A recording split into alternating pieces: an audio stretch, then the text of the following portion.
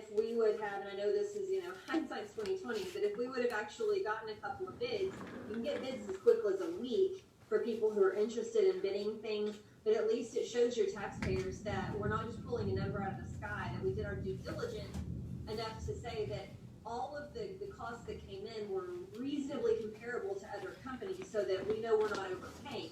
If we're sole sourcing it, it just seems like we're not really sure if this is a competitive number. And, we get, our constituents start asking questions. So that's, I think, my biggest concern with it is to know what we're paying for, and is this really a competitive number? And whenever the dollars come down to it in here, it just has costs. It doesn't say, hourly costs or each item costs so much. There's no breakdown. There's no budget. It just has like a number. And so I just don't know. It's hard to decipher where that came from. I think those are my biggest concerns. Okay. Well, no, valid, all valid points, I think. A couple of things I would say, I guess. One is your first comment in terms of clear language in the proposal that it is optional to go from one phase to the other. I don't have any problem at all with that, and if we need to make that very, very clear or clearer than it is, I'm happy to try to draft some language or look at some language anybody would want to propose to insert in there to make sure that that's. I think it is with the consultant. I'm happy to put or propose anything in there along the line. With regard to the process, in terms of, I think what you said was correct. It's from a hindsight standpoint. I mean, we are where we are today. I mean, with, again, 70-something days left. It would not be my suggestion that we go back out on the street to try to bid this process out or entertain RFPs or RFPs associated with that. And that's not exactly what you were proposing, I don't think. But I think from a time standpoint, we're kind of in a times of the essence mode at the moment. The other comment I would have is, in my view, and the processes, scopes of work and consultants that I've hired over the years, this isn't a sole source from my perspective. It's not a sole source thing. These are professional services that we're acquiring.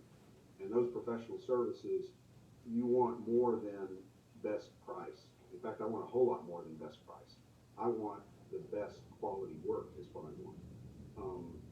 I'm not saying I don't want I don't want to overpay for anything. I don't want that either.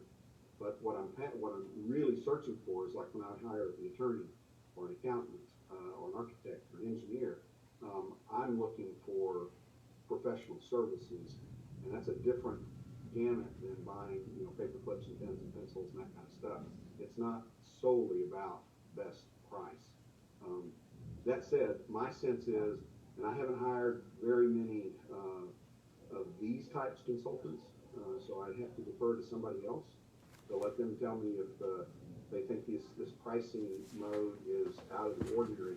From my standpoint and other consultants that I've hired for work, this is not out of the norm of what I've seen, at least in terms of pricing. But I've got to defer to somebody who deals with this more often than I do in the past, at least in terms of habitat designations and 4D rule consulting services and help. That's a first for me for sure.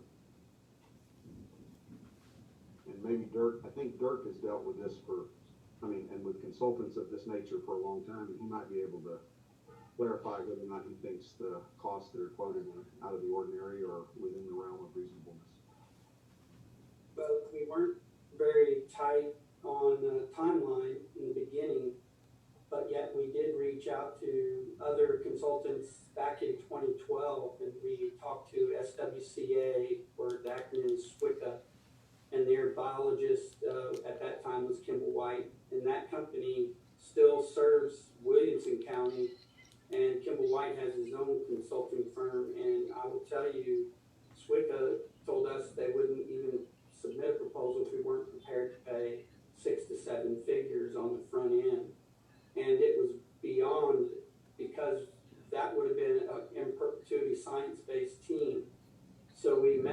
with Texas A&M, the Water Resource Institute, and Dr. Neil Wilkins at the time, and then Dr. Robert Gully, who gave us his professional advice, and he was working for the comptroller and for Edwards Aquifer Authority, where the federal judge had came over and took over that, and so he helped them to get it out from under the judge's deal. And he charges $513 total for his services in that 2-year period because he knew we were so limited. And we landed on professional teams that were very, very affordable, but they were the gold standard. And Clearwater had to make some big adjustments. So our consultants, our geoscience and our hydrologists that the district uses, we know that they have multiple people on staff. And in this case, I know that Manning has 6 people working on this particular project. Biologist has people analyzing the Williamson County issues. And why is that important? It's because they've extended the range of the Salado salamander all the way to Sun City. And this is a big, big change for them. And so we're trying to make sure we understand that. So they have experts there. They have PhD biologists on staff. So when you start compiling professional staff members and start looking at FTEs and packaging and understanding and scrubbing data, looking for internally, it takes man hours, and it does not take long to spend 40 or 50,000 when you have 4 or 5 people working. GMA, it's an unfunded mandate. The groundwater management area planning that we have to do costs us in excess of $200,000 a year. And that's a shared professional relationship with 11 other districts. And we don't get to not pay that. We are mandated under state law for that purpose. So this is, in the big scheme of things, to us, it's, as the judge said, it's more about professional services, defendable people. And then we hold them.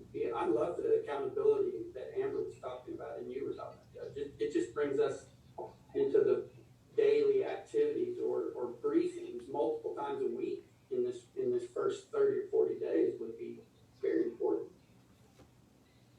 I hope I answered your question. Yeah, and I'm not saying that professional services are not expensive. Lord knows I understand that firsthand because we hired a lot of biological consultants. But what I'm saying is, we have a village that relies on sales tax.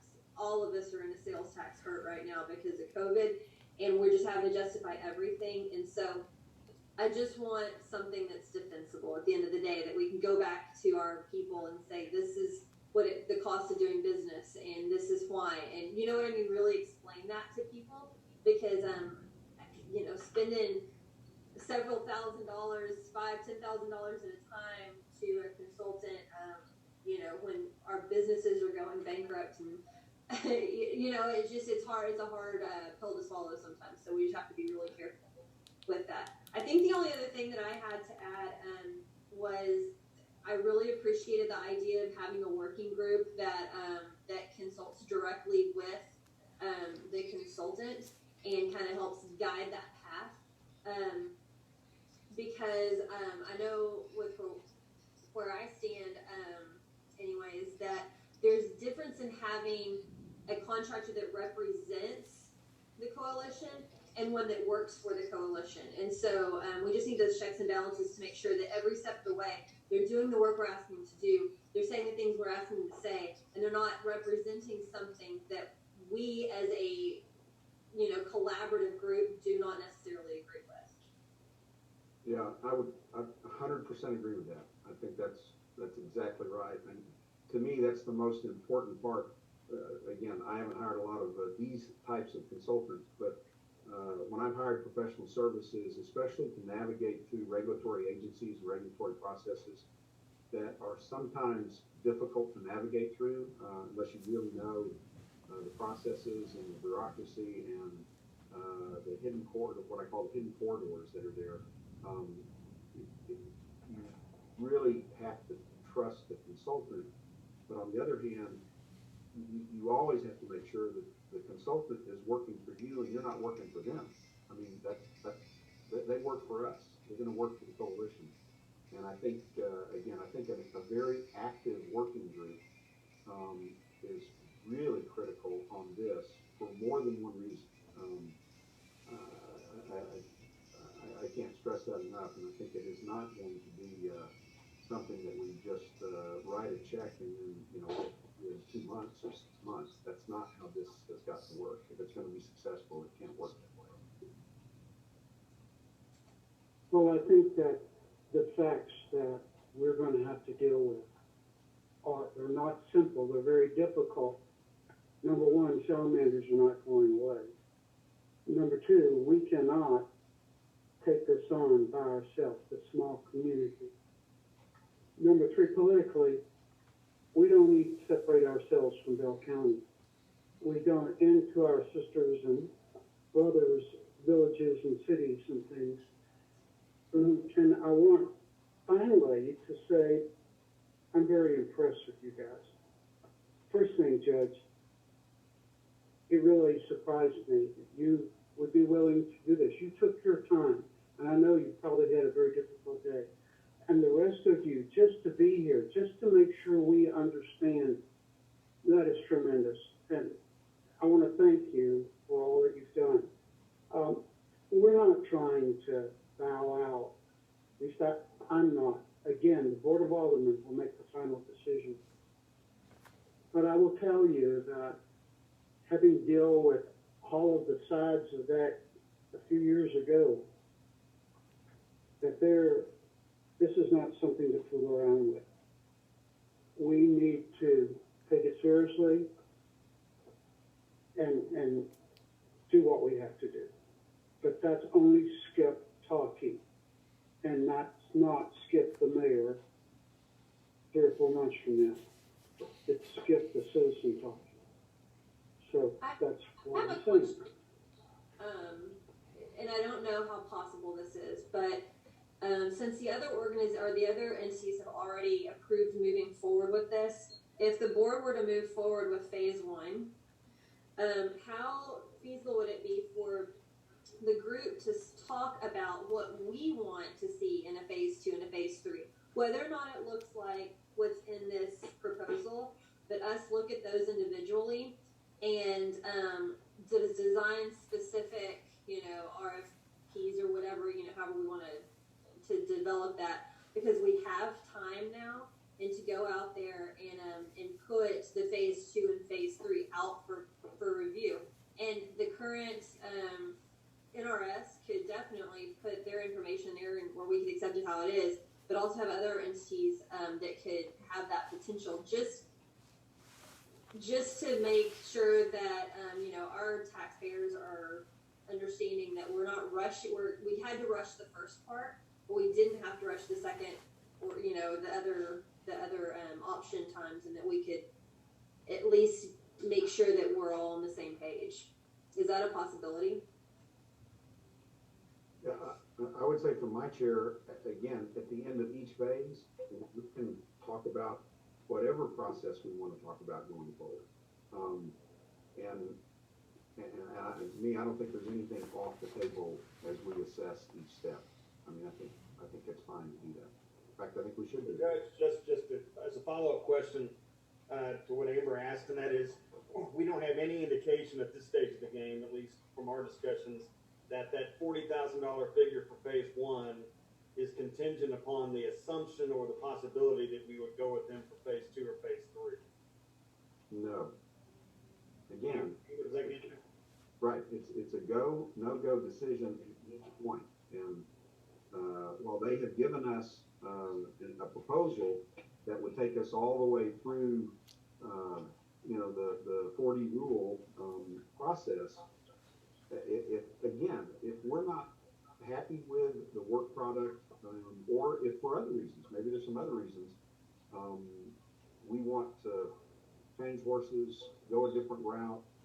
I think we have that opportunity at each step to assess that. And we should. I think we owe it to ourselves, and we owe it to the folks that we serve to make that assessment and make sure we're getting good value. And that may mean some comparative analysis or some comparative process.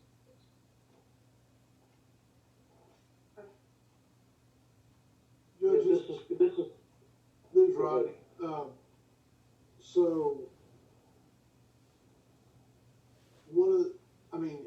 is it pretty much decided that there will be an executive team out of these 4 entities with 2 members each to serve, or is that still something in the air?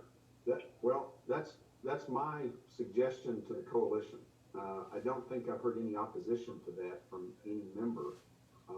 That's just a suggestion that I have, is that we have some sort of a working group or executive team, whatever you want to call them, with 2 reps, 2 elected representatives from each one of those bodies, along with what I would call ex officio staff members to serve as resources to that group.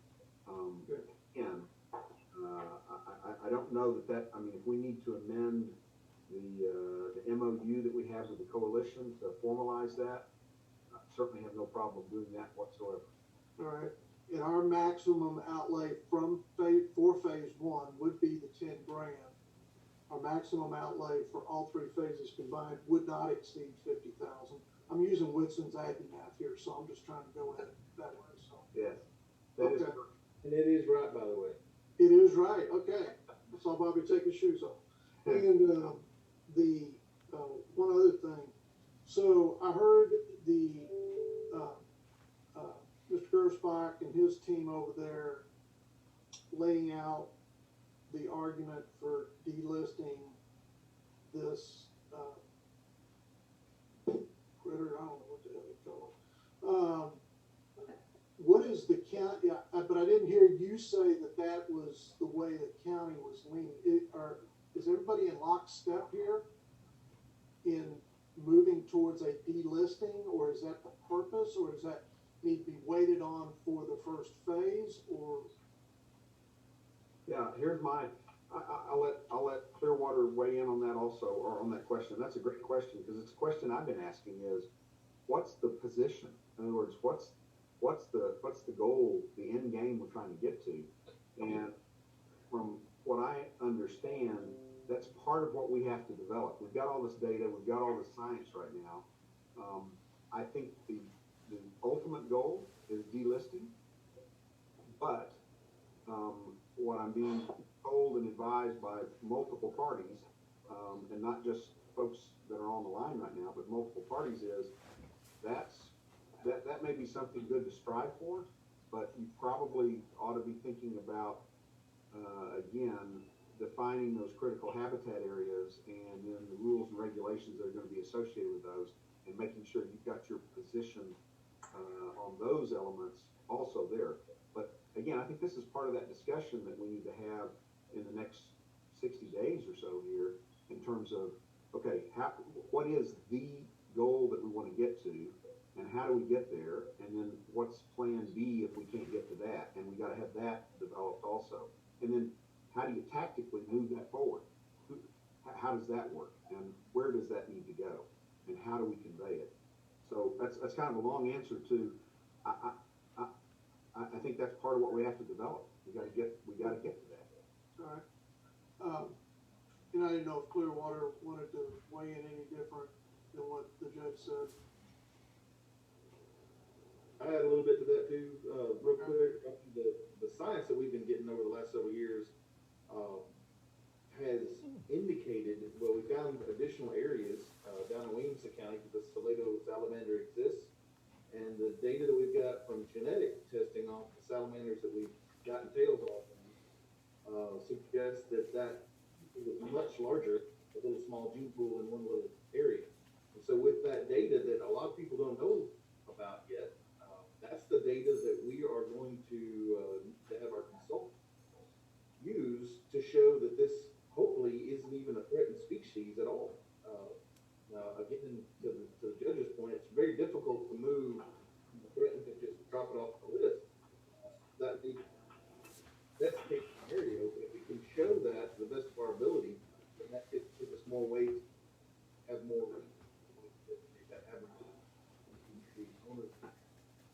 from my chair and from everything I've been involved with the last couple of years, I started with this with first. Listening to these studies, reading all the nonsense. We have tons of science, but that data that we have get very good argument that the salamander is certainly not as threatened as we thought to begin with, and might not even be threatened at all. So I think that's the goal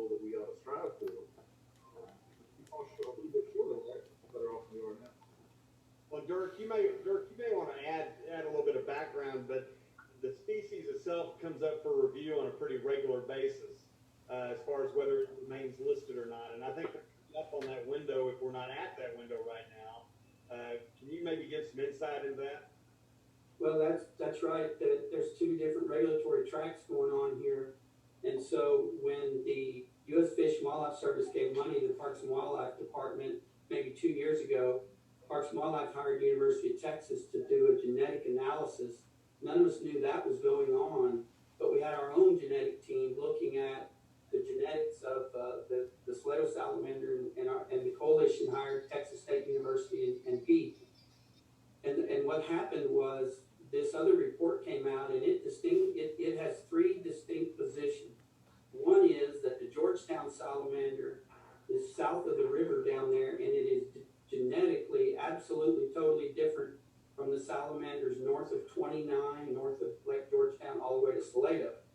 But then there is a little bit of evidence in there, the geneticist said, that does distinguish a little bit. They call them both Eurecia chisholm, Shreo. It's kind of a Latin name for chisholm, is what our salamander is and what the ones are at Sun City now. But there's a little bit of scientific data in the Texas report that says, you know what, they're still slightly different, and that they can be bifurcated and looked at differently. That meaning they, rather than grouping us with all that Williamson County, there might be enough science there that says, you know what, the least amount of threats are in Bell County. We built this preserve on Salado Ranch. We funded it as a federal government, as a state, and as a local landowner. And the village has done all these things to remove the water quality threats that I laid out, and it wasn't cheap. It was just a benefit of an economically driven sewer system that's actually going to benefit us in this issue. And that Clearwater is also managing the quantity of water out of the spring. There's enough evidence with those two because we know they're identical on Salado Ranch to ours, but there's a little bit of difference in their genetics as you go south of the county line. But Valerie Covey, I think, has told two friends of mine that are also in this arena down there that she believes salamanders are all the same, and they're protecting them sufficiently in their county. And to be honest, you can't see their scientific data, but I'm telling you, they have been doing science work, and probably more than anybody realizes. They have a preserve at Twin Springs. They have protections in their county regulations, site-specific engineered solutions that are pretty onerous if you're a developer, but they don't have groundwater flow protections to satisfy the federal judge. The same thing is right. Judge Bunton took over the Edwards Aquifer from San Marcos South. Wasn't that right, Don? That's ultimately what got that one in trouble, and the federal judge took it over because there was no protections of flow, because it takes flow in the springs, because that's where the salamanders live, in the springs, not in the recharge feature. So I really believe that this is an epic time, and they have, about 3 years ago, appellate court judges in the Supreme Court systems across the nation as well as in Texas came to Salado to kind of see. And the reason that the judges came in there undercover and learned and viewed that and worked and went to see BRA was so that they're SOA judges and they're judicial judges in the appellate system that came to see, and they were told that by U.S. Fish and by Texas Parks and Wildlife that the coalition in Salado, Texas was a model, and that they were not just talking, they were spending money to build a scientific understanding, and not just saying, well, we got the science. It's the so what, and those judges spoke highly of it, and they came in under the radar. You know, obviously you don't want to have 50 judges in a community nationwide and somebody who doesn't like judges show up. So, but it spoke volumes to me personally about how important coalescing small entities can speak louder than a litigious voice that says, you keep telling us this, we're just going to sue you out of the room, and then you lose at the end of the day. So I hope I answered your question. I added a lot extra, but exciting to me that we've worked all these years and we can now, we're at this precipice that maybe we reduce that footprint and open up opportunities for those people that have businesses in that area. That's who's got the most to lose is your business community if that critical habitat is too onerous and that a 4D rule is too onerous. It can stymie economic activity. And I'll end this with one thing. There's only one time in the Endangered Species Act in 1973 that allows U.S. fish, and not just allows them, but requires them to look at economic impact. And it's at this window of time that we have. No other time are they're to do whatever it takes to protect the species, no matter what the cost. Except the courts say you got to look at economics at this point in time. And that's a piece of what the consultants are going to be looking at as well. Well, and if I understand it correctly, so there's three ways. I was going to say two, but there's really three ways to get a species delisted. One is it's extinct, which has not happened here. The other two are we either have to prove that they've recovered to the point of no longer being threatened or endangered, or we have to show that the previous research and information that they had at that present time was incorrect. And so I think that would probably be the one that we would choose, was that they had incorrect information. But if you did go with the whole recovery side, a lot of times, and I'm not sure how that would go, but I know that with us in the endangered species on Fort Hood, that there's still research that has to be done. I mean, during the delisting process. So even though a species is declared as being delisted, you still have to go in there and monitor those species for a certain amount of time after it's delisted to make sure that it doesn't need to be relisted. So, which would be a mess if we delisted it and then had to relist it again. And so the anecdotal comment from people in fish is that's why Kirk and the Salado Ranch's decision to put themselves in, that becomes a refuge, that becomes an in perpetuity protection of the species and the population. And currently 80% of the Salado salamanders are actually found in those spring orifices and not in the village of Salado.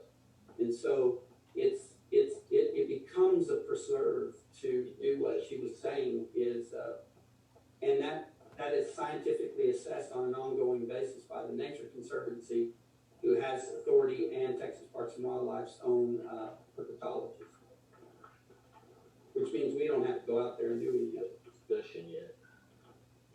Judge, one last point. Can you explain to me, so I get the sense from what I hear you and the others talk about that the folks in Georgetown and Williamson County have a different take on this than what we might have up here. Is that a fair statement, or did I interject something in that may not be true?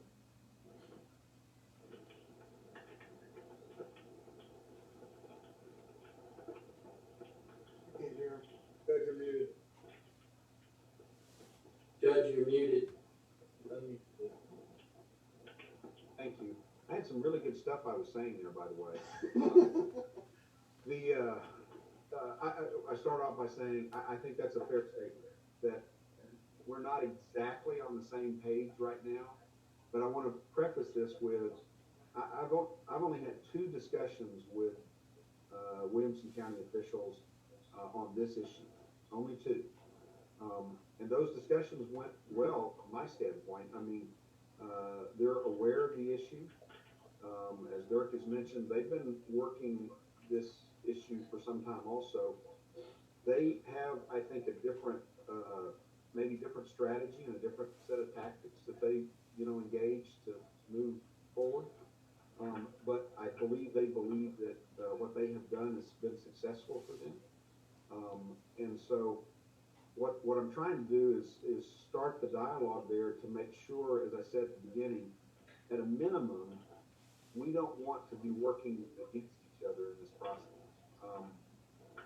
We need to be making sure that at the end of the day, whatever your position is and proposal is, regardless of the strategy that they take to get there, isn't counter to or adversarial to the position that we're gonna take. That will put both of us, both Williamson County and Bell County, in a very disadvantageous position as we go forward. And I think they realize that. I think they understand that. So I'm optimistic right now that we can have a good collaborative relationship on this as we go forward with it. Whether or not we can get that formalized and even into some sort of financial participation, I don't know the answer to that right now because I've only had a couple of conversations, and I really didn't want to start getting, sort of creep deep in that until I knew we were all on the same page. Because if we're not on the same page, then I can't. It doesn't work to try to get them on board either. So that's a long answer to yes. I think your statement is correct. They may see some things a little differently than we do, but I think it's more a matter of strategies and tactics than it is end results. Yeah, my only concern was I didn't want us heading down a path where they were headed one way, we were headed a complete opposite way, and then us getting a mandate maybe from Congressman Carter or somebody like that, and him falling to their side, and then forcing us down a road we don't want to go. That's my concern is if somebody on the federal side, starts taking us a different way than what we really want to go. I think locally we know what we want to do and we know how we want to do it. And that's one of my heartburn with the whole thing is that we're being mandated some of this. So, Yeah, don't get me started to talking about mandates. I'm there with you. That's a path for me to go down. I was on the school board. I know. But I understand the concerns there, and I think again I think the likelihood of your fears being realized is heightened if we're not cooperating and collaborating with them.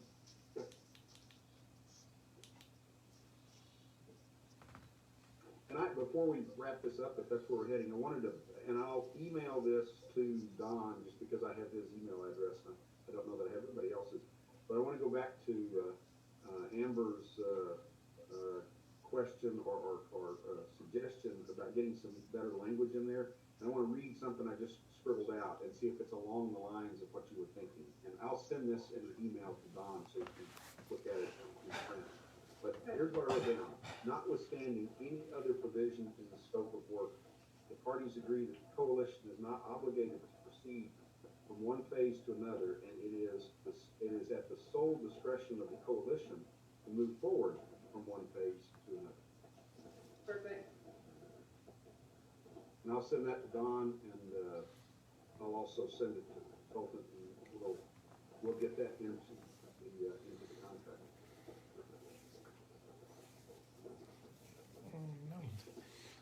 Well, Salado, do you have anything else you want to ask or add?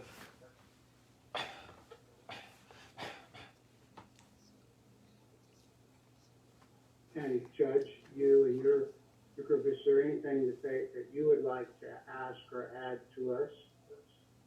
Well, Mayor, again, I want to say thank you for the time and the opportunity to discuss the issue. Again, always educational for me, for sure, since I'm the newcomer to this. So it's been very helpful from my standpoint. I'm very much hearing the concerns and views that you have to share and the input that you have. I think that's extremely valuable in the process. And I do have a request, I guess, an ask is, number one, that you participate in this, at least for the first phase. And then secondly, if you do choose to do that, that you designate a couple of aldermen to be a part of that working group. I think, and Dirk can correct me if I'm wrong, but I think we've got 2 elected officials from the other coalition members already designated. Maybe not on the Water Supply Corporation, but I'll tick with them also to make sure they give us a couple of names. And then those folks, whoever they are from the various bodies, I would say be prepared to work over the next couple of months for sure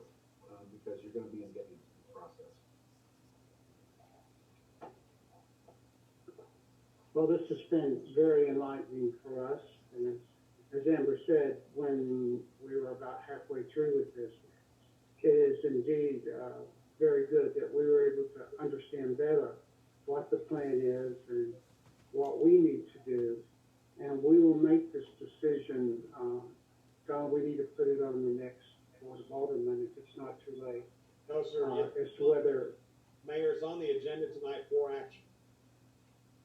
Excellent. And that is what we'll do. So if you guys can wait till next Thursday night, No, I'll Mayor, give you an answer. Mayor, it's on the agenda tonight for you all to take action on tonight. Oh, I don't have a copy of that. All right. So okay. Are we ready for a motion? I need a motion, please. I'll make a motion that we approve phase one of the interlocal agreement, for our, anticipated designation of the critical habitat for the Salado salamander in cooperation with Bell County, Clearwater, and the Water Supply Corp., and that we, authorize the, city manager to spend $10,000 on phase one, and that we, nominate Amber and John Cole to be members to the executive committee for the Clearwater, or for the Salado salamander part. Very well. Is there a second? I second. The motion has been made and second. Discussion, please.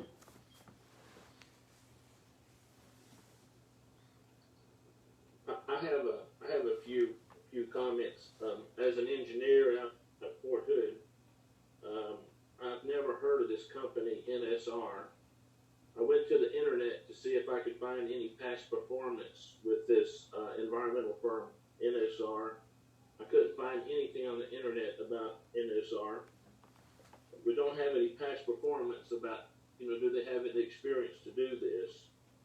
And the deliverables sort of give me a little bit of concern that we're paying $40,000 for them to have one meeting assistance and provide a map. So I've gone out and procured professional services several times before, and this was done non-competitively, and I'm not real happy about it, but at this stage of the game, I don't see where we can do anything else.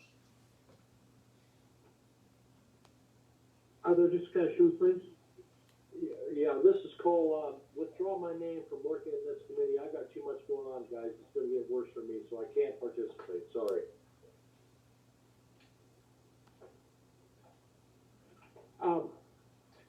Rodney, do you want to add another name to that? Will you accept that? Yeah, I'll throw Mike in there. He ain't doing nothing, he's just a retired engineer. Trust me, the salamander doesn't wanna rely on me to save it, but I can tell you that, so. So we've got now Mike and Amber as part of this motion. So I'll amend my Mike, motion. is that okay with? I'll amend my motion, Sorry. agrees to that. I second the amendment. Okay. Any more discussion, please? Question. Question has been called. All in favor, say your name, yes or no. John Cole, yes. Mike Coggin, yes. Amber Dankert, yes. Rodney Bell, yes. Looks like you've got a coalition. Motion passes. Thanks very much. And Judge, this Board of Aldermen here, you just saw the action of it, and they are very good at what they're doing. Thank you all. Go ahead, Bobby and Dirk and the gang. We appreciate y'all taking time. Yeah. Thank y'all. Well, you're more than welcome, and be safe, and I'll make a we'll see motion. you. Second. You wanting to adjourn? Yes. All in favor, say yes. Yes. Yes. All right, we're going home. You Thank you very much. Judge, thanks, Bobby. Good night. Thank you, Judge. Thank you, Bobby. Good job. There you go.